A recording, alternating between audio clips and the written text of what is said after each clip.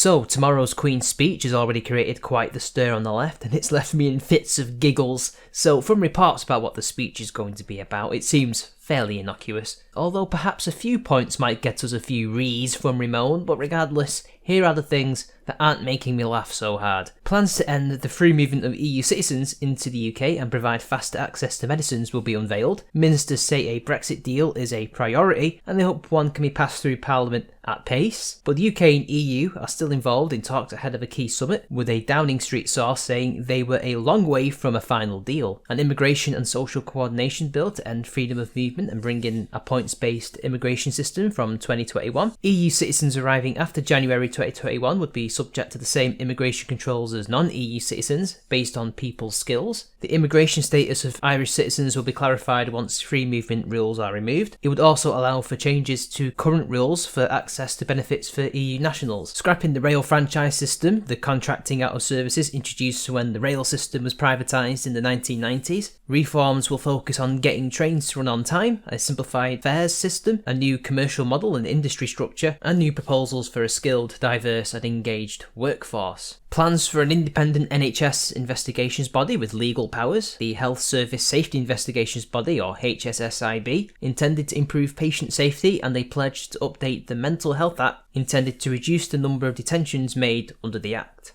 An environment bill that will set legally binding targets to reduce plastics, cut air pollution, restore biodiversity and improve water quality. There are also proposals to tackle serious and violent crime. Improve building standards and increase investment in infrastructure and science. The government said if it can strike a deal with the EU, it will introduce a withdrawal agreement bill and aim to secure its passage through Parliament before 31st of October. So that's the stuff there that isn't necessarily grabbing all of the headlines today. But of course, Comrade Corbyn always finds something he just cannot agree with. He says, having a Queen's speech in a state opening of Parliament tomorrow is ludicrous.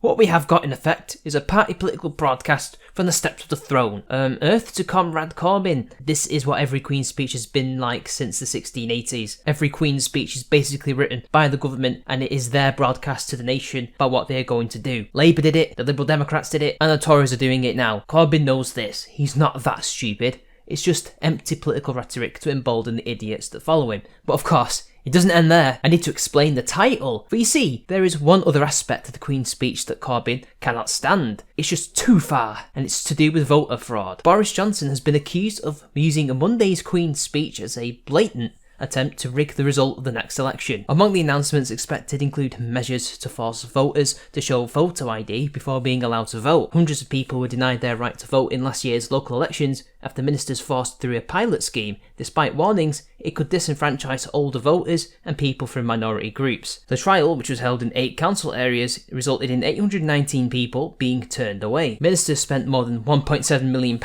on the scheme. How exactly this is an attempt to rig the election in a few years is beyond me. Firstly, we already have to provide ID to prove who we are when we go to vote. At least I've had to, unless the constituencies I were part of this trial scheme. The first time that I voted, I had to give ID, and the last few times that I voted in a variety of elections, I've had to take my ID. That's just what we do. All you need is your passport, a driving licence, or any kind of legally approved ID that is not hard to get. In fact, the provisional licence that you can get in this country, you don't need to have a test to get that, you just buy it. And it's, at most 20 quid? I do not understand how this would be hard for old people, unless these old people happen to be poor or minorities. Again, if they have a passport or driver's licence, it's okay, but that's the thing, isn't it? It's the minorities, Corbyn. That's what you're worried about. Corbyn was outraged and said this on Twitter. The people the Tories are trying to stop voting will be disproportionately poor and from ethnic minority backgrounds. So apparently, according to Corbyn, people commit voter fraud will be poor and ethnic minorities, and that's why they're being targeted. Dear God, Corbyn, how racist, how classist. How dare you insinuate that these groups are more likely to commit voter fraud, and that is why these new laws are in place to prevent that. This is a very weird statement from a man whose party relies on said demographics to lie about who they are to win elections. Wink wink nudge nudge. But actually, there is no reason to worry about these laws or even voter fraud. Under the new laws that were piloted recently, only 8 people were actually caught, even though 817 people were turned away. I assume most of these people just didn't have good enough ID or didn't have any. So really, voting fraud isn't actually that much of an issue anyway. But